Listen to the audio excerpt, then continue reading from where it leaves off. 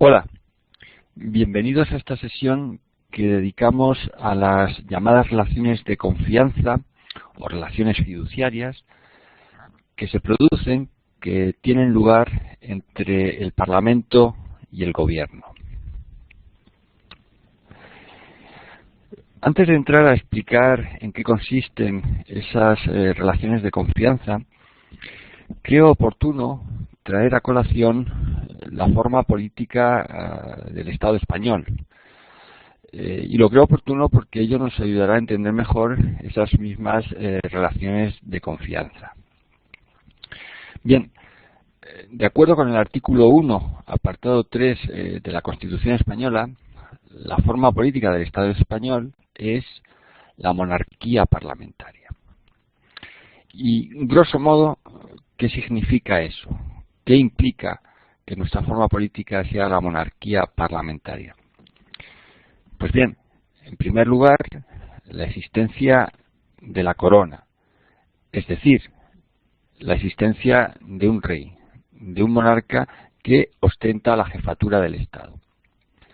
Ahora bien, como sabemos, y utilizando el archiconocido aforismo, en la monarquía parlamentaria, desde luego en nuestra monarquía parlamentaria, el rey reina, pero no gobierna. Y eso es así porque el rey no ostenta verdaderos poderes. Sus funciones son esencialmente funciones de tipo formal, de tipo simbólico. Desde luego no tiene funciones legislativas ni ejecutivas. Los poderes legislativo y ejecutivo, como sabemos, recaen en otros órganos. El rey, insisto, es un jefe del Estado con funciones meramente formales o simbólicas. El verdadero poder, por tanto, recae en el Parlamento y en el Gobierno. Dejamos aquí al margen el Poder Judicial, que como sabemos tiene como función primordial interpretar y aplicar el derecho, porque nos estamos centrando en los poderes de índole política fundamentalmente, y esos son el Poder Legislativo y el Poder Ejecutivo. El Poder Legislativo recae fundamentalmente en el Parlamento, es decir, en nuestras Cortes Generales, sin perjuicio de que en nuestro Estado compuesto también las comunidades autónomas tienen parlamentos autonómicos, pero aquí nos situamos en el Poder Central y en consecuencia el Poder Legislativo recae en las Cortes Generales, Congreso y Senado, mientras que el Poder Ejecutivo, como es sabido, recae en el Gobierno. Parlamento y Gobierno son, pues, los verdaderos órganos de poder. Pues bien, estos dos órganos actúan bajo el principio de colaboración. Son órganos bastante interrelacionados. Y son órganos entre los que existe un equilibrio de poderes que a su vez se sustenta en unas relaciones de confianza, en una confianza recíproca. Como vamos a ver a continuación, el Gobierno necesita de la confianza del Parlamento para poder gobernar, para mantenerse como tal gobierno, y a su vez el Parlamento va a depender en algunos supuestos de la actuación del Gobierno. De ahí que hablemos de relaciones de confianza o relaciones fiduciarias entre estos dos órganos. Unas relaciones que básicamente son las que figuran en la presentación. Las podemos resumir en estas cuatro situaciones o en estas cuatro posibilidades. De un lado, la votación de investidura; de otro, la cuestión de confianza; la moción de censura en tercer lugar; y en cuarto y último lugar, la disolución anticipada de las cámaras. Comenzamos con la votación de investidura. Prevista y regulada en el artículo 99 de la Constitución, donde además encontramos una regulación bastante detallada, tiene como objeto, tiene como finalidad investir presidente de gobierno, es decir, elegir un presidente del gobierno. El procedimiento debe partir del rey. Acabamos de decir que el rey tiene funciones meramente formales y que no tiene verdadero poder. Y así es, porque en un supuesto como el que ahora nos ocupa, el rey no actúa discrecionalmente, sino que actúa de acuerdo con lo que le ordena la Constitución. Su actuación aquí es una actuación pautada por el propio texto constitucional. ¿Y cuál es esa actuación? Pues la indicada, la regulada, como hemos dicho, en el propio artículo 99 de la Constitución. Esa actuación comienza con la celebración de consultas que el rey va a mantener, tiene que mantener con los grupos políticos que han obtenido representación parlamentaria. Tras la celebración de esas consultas, es de esperar que el rey se haya formado una idea, una estimación de qué candidato a la presidencia del gobierno obtendría un mayor respaldo parlamentario, un mayor respaldo en el Congreso de los Diputados. Pues bien, a partir de ahí, lo que corresponde al rey es elevar al presidente del Congreso una propuesta de candidato a la presidencia del gobierno. Elevada esa propuesta es cuando se fijará y tendrá lugar en el Pleno del Congreso de los Diputados, en sesión plenaria, el debate y posterior votación de investidura. En esa sesión plenaria, el candidato propuesto debe exponer a la Cámara su programa político. El programa que llevaría a cabo, que desarrollaría en el supuesto de ser elegido presidente del gobierno. Tras esa exposición se lleva a cabo, se produce la votación de investidura. Pues bien, para que el Congreso de los Diputados otorgue su confianza al candidato y por lo tanto pueda ser investido presidente del gobierno, es necesario que cuente con el respaldo de al menos la mayoría absoluta de la Cámara, es decir, de al menos la mitad más uno del total del número de diputados. Eso en una primera votación, porque de no alcanzarse esa mayoría absoluta, es posible, está previsto, que se vaya a una segunda votación que tendría lugar 2 días después de la primera, 48 horas después de la primera, y en la que ya no se precisa mayoría absoluta, sino que basta con mayoría simple.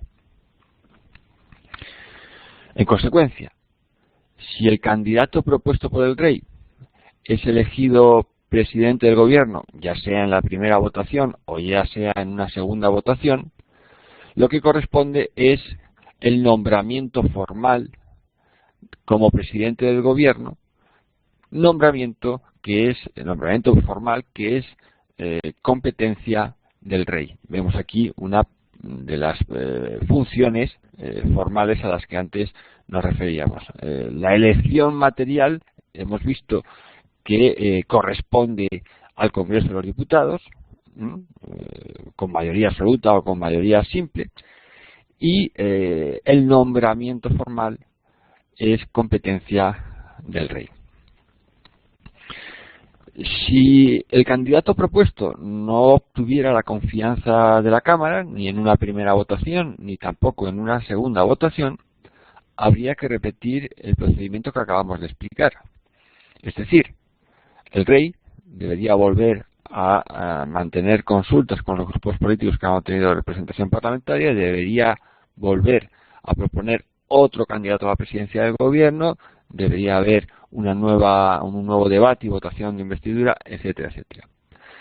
Y así hasta que se logre elegir un presidente del gobierno. Eso sí, hay un plazo, hay un límite temporal. Ese procedimiento no se puede repetir indefinidamente. Ese límite temporal es el que está establecido en el propio artículo 99 de la Constitución y es de 2 meses. Si transcurridos 2 meses no se lograra elegir un presidente del gobierno, el procedimiento de investidura concluye ahí y de forma inmediata se tienen que disolver las cámaras y celebrar nuevas elecciones generales. Bien, esto por lo que a la votación de investidura se refiere de forma más o menos resumida. La cuestión de confianza. La cuestión de confianza está regulada en los artículos 112 y 114 de la Constitución y tiene como finalidad renovar la confianza que el Congreso de los Diputados depositó en el presidente del Gobierno. Cuando, como vamos a ver a continuación, la cuestión de confianza es una potestad discrecional del presidente del Gobierno y, por lo tanto, si se plantea, no solo se persigue renovar la confianza parlamentaria, sino al mismo tiempo y, por ende, pues debilitar a la oposición. La iniciativa corresponde al presidente del Gobierno. Acabamos de decirlo. Estamos ante una potestad discrecional del presidente. Si bien, antes de plantear la cuestión de confianza, ha debido someterla a la deliberación previa del Consejo de Ministros. Pero, en última instancia, la decisión es competencia del presidente del Gobierno. Y si la lleva a cabo, si decide plantear una cuestión de confianza, deberá hacerlo formalmente sobre la base de su programa político o sobre la base de una declaración de política general. ¿En qué casos, en qué supuestos se puede plantear una cuestión de confianza? Pues bien, ni la Constitución ni las leyes determinan en qué casos se debe o se puede plantear una cuestión de confianza.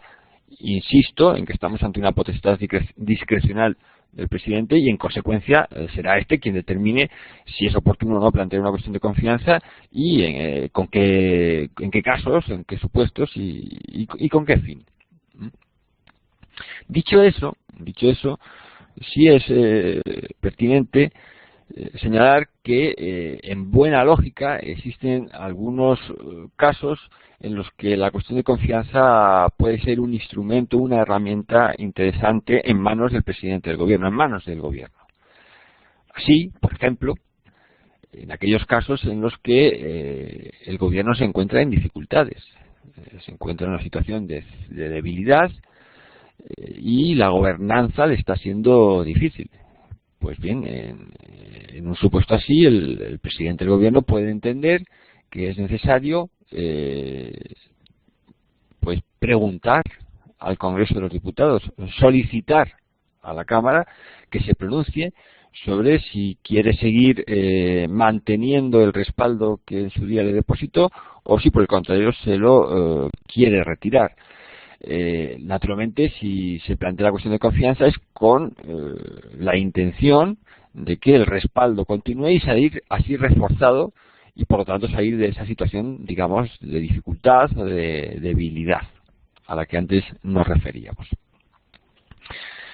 Otros supuestos en los que cabe pensar en una cuestión de confianza son aquellos en los que el Gobierno considera necesario introducir cambios de cierta envergadura en su programa político, introducir novedades importantes en su política de gobierno y, en consecuencia, requerir de la Cámara el respaldo de ese nuevo programa político, de esos cambios que quiere introducir en su política de gobierno. No en vano acabamos de decir anteriormente que formalmente la cuestión de confianza se plantea sobre la base de un programa político o de una declaración de política general.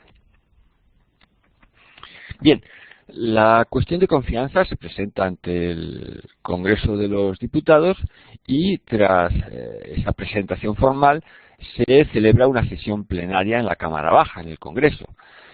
una sesión plenaria en la que intervendrá el presidente del gobierno explicando el porqué de la cuestión de confianza. Acto seguido tendrá lugar un debate parlamentario y finalmente se votará la cuestión de confianza. Pues bien, el presidente del gobierno renueva su confianza si la Cámara al menos le respalda con mayoría simple. Es necesaria aquí una mayoría simple para que se entienda renovada la confianza. Si eso sucede, naturalmente el presidente del gobierno continúa en el ejercicio de su función, y si por el contrario no se alcanzase esa mayoría simple, se abre el trámite de investidura de un nuevo presidente del gobierno, de acuerdo con el procedimiento, de acuerdo con los términos previstos en el artículo 99 de la Constitución y que hemos justamente explicado con anterioridad al hablar de la votación de investidura. Y en fin, esto es de forma sintética lo más importante respecto de la cuestión de confianza.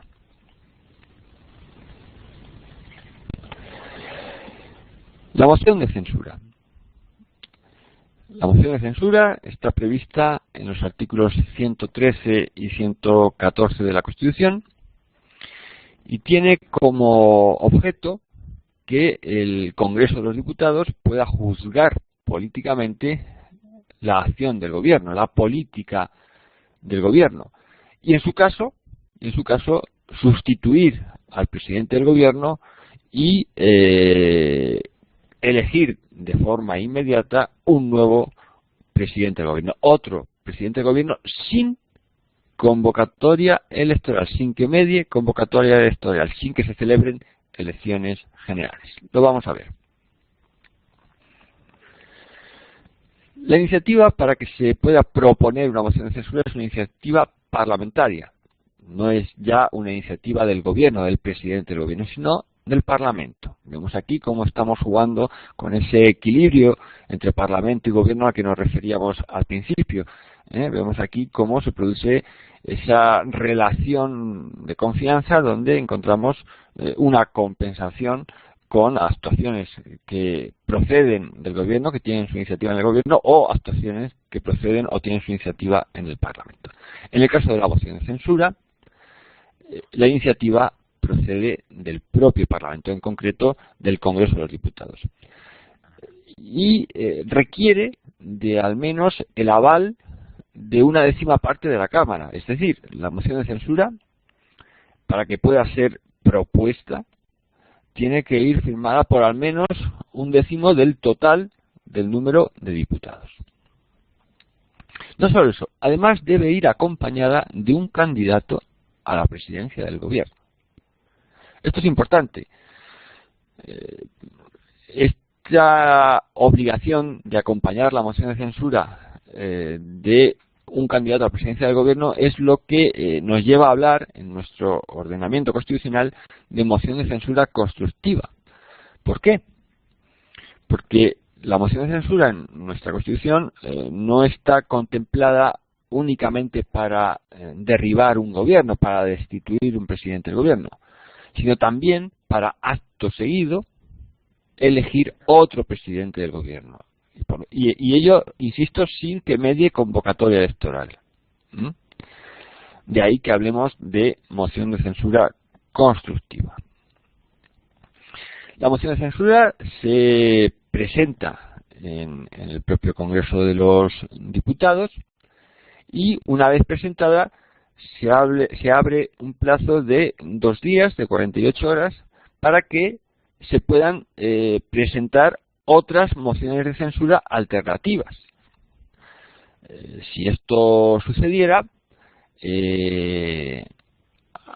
hablaremos de una primera moción de censura, una segunda moción de censura, una tercera moción de censura y así sucesivamente, siguiendo el orden cronológico en el que se hayan presentado. Habrá una prelación de mociones de censura de acuerdo con el orden cronológico de presentación de las mismas.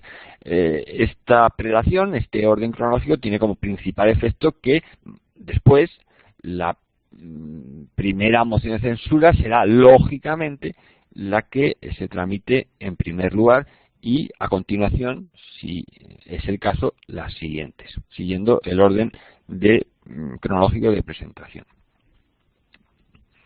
Bien, presentada la moción de censura y en su caso las otras mociones alternativas, deben transcurrir al menos 5 días, deben transcurrir como mínimo 5 días para que la moción de censura se defienda, se debata y se vote en una sesión plenaria en el Congreso de los Diputados, en el Pleno del Congreso de los Diputados. En esa sesión plenaria, el candidato que avala la moción de censura expondrá las razones que han llevado a presentar esa moción de censura, así como sus líneas de gobierno, su programa político, para el supuesto de que sea elegido nuevo presidente del gobierno. Para que la moción de censura prospere, es necesario que la Cámara la respalde con al menos mayoría absoluta, con al menos la mitad más uno del total del número de diputados. Si eso ocurre así, es decir, si la moción de censura es respaldada por al menos la mayoría absoluta de la Cámara, esa moción de censura ha prosperado y en consecuencia el presidente del gobierno actual debe dimitir y acto seguido es elegido y nombrado formalmente presidente del gobierno el candidato que avaló la moción de censura que ha prosperado. Si por el contrario la moción de censura no prospera, y tampoco, si no prospera la primera y ha habido otras, se tramitarán, igual que ha ocurrido con la primera, y en el supuesto de que ninguna moción de censura prosperase, como es lógico, el presidente del gobierno actual continúa en su cargo. Hay un efecto más, y es que en el caso de que no prospere una moción de censura, y es que los firmantes de la misma, los signatarios de la misma, no podrán volver a proponer, a presentar otra dentro del mismo periodo de sesiones. Y bueno, también, grosso modo, esto es lo más relevante respecto de la moción de censura. Vamos por último con la disolución anticipada de las cámaras. Esta posibilidad está prevista en el artículo 115 de la Constitución y tiene también como objeto, como fin, reforzar la mayoría parlamentaria del gobierno. Pero en esta ocasión, y a diferencia de la cuestión de confianza, sobre la base de una convocatoria electoral. Vamos a ver. En primer lugar, quiero poner el acento en el hecho de que estamos ante una figura que viene de nuevo a compensar, en este caso, la figura de la moción de censura. Hemos visto ahora mismo, anteriormente, que la moción de censura es una potestad en manos del Parlamento. Vemos ahora cómo la disolución anticipada de las cámaras, al igual que ocurría con la cuestión de confianza, es una potestad en manos del presidente del gobierno. Vamos a ver a continuación que, como ocurría con la cuestión de confianza, la posibilidad de disolver anticipadamente las cámaras es una potestad discrecional del presidente del gobierno. En consecuencia, volvemos a ver esa compensación, ese juego de equilibrios entre Parlamento y Gobierno. Hemos dicho que el objetivo, la finalidad de la disolución anticipada de las cámaras es reforzar la mayoría parlamentaria del gobierno, pero sobre la base de unas nuevas elecciones generales. Esto es lo que fundamentalmente diferencia la disolución anticipada de las cámaras de la cuestión de confianza. ¿Por qué?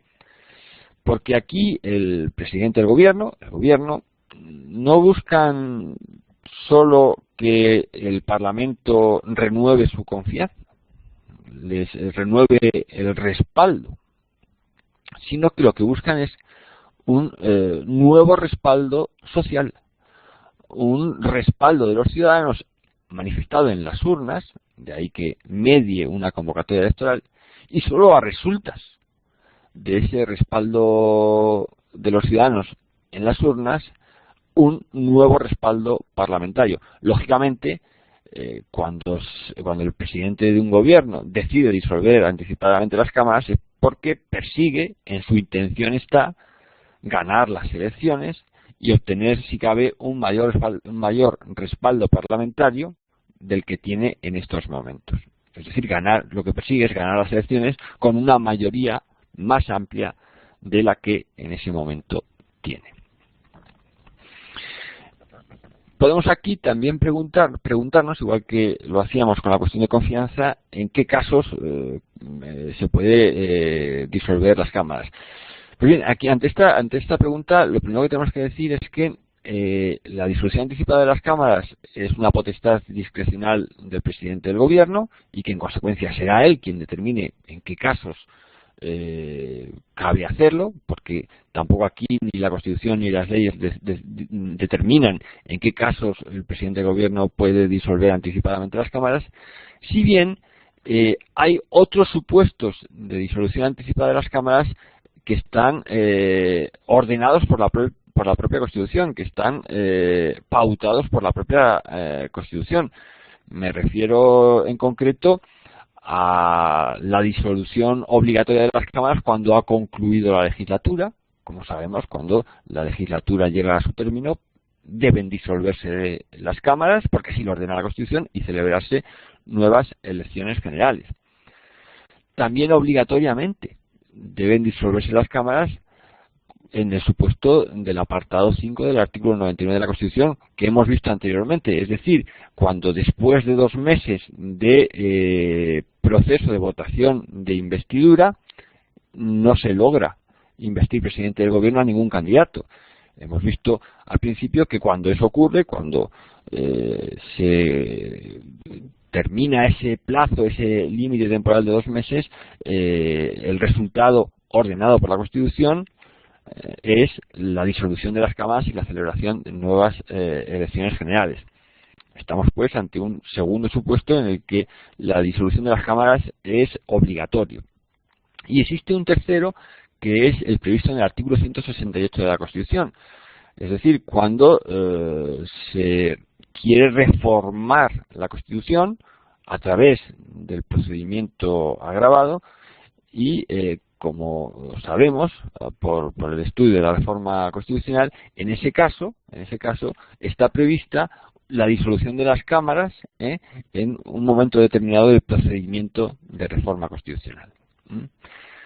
Bien, excluidos estos 3 supuestos en los que las cámaras obligatoriamente tienen que ser disueltas, el resto de casos en los que las cámaras pueden disolverse son casos que determinará el presidente del gobierno de acuerdo con esta figura que estamos aquí ahora estudiando, prevista en el artículo 115 de la Constitución. Y esta es una potestad, insisto, repito, discrecional del presidente del gobierno.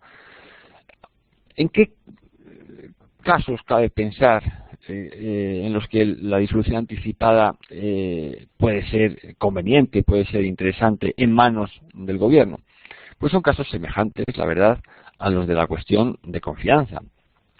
Por ejemplo, cuando un gobierno se encuentra en una situación complicada, en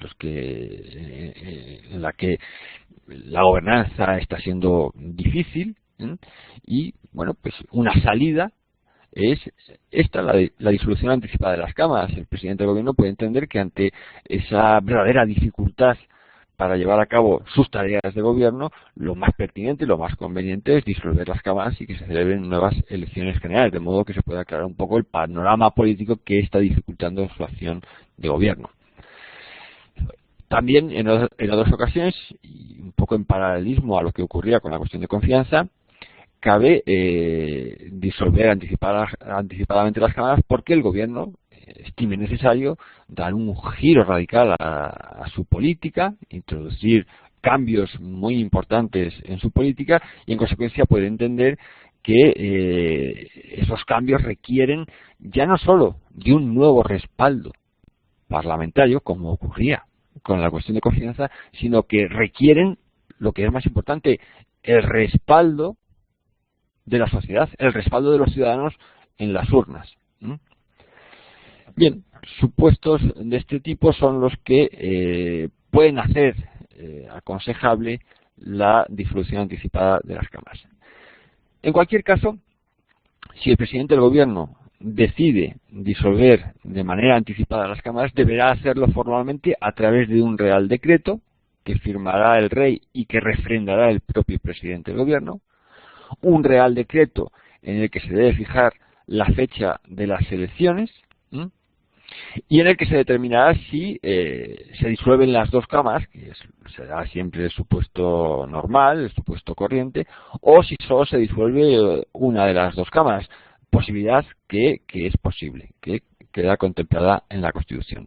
Repito que lo normal será disolver las dos cámaras, pero existe la posibilidad de que en el Real Decreto de disolución de las cámaras o de disolución anticipada de las cámaras solo se determine la disolución de una de ellas, o bien el Senado o bien el Congreso.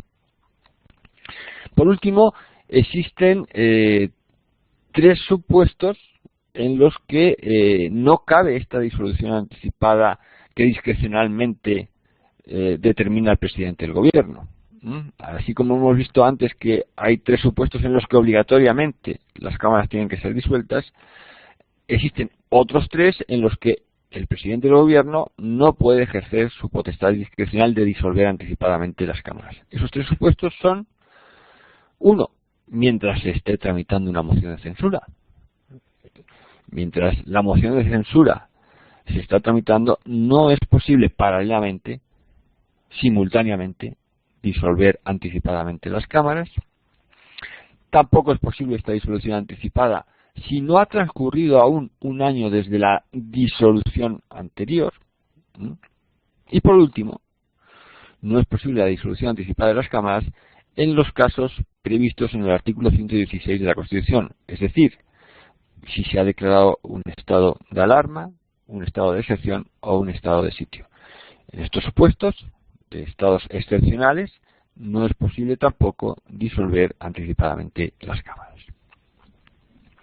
Bien, y esto es todo por lo que a la disolución anticipada de las cámaras se refiere, y también por lo que a esta sesión dedicada a las relaciones de confianza entre Parlamento y Gobierno se refiere. De forma sintética, creo que hemos visto en qué consisten esas llamadas relaciones de confianza. Muchas gracias por la atención prestada.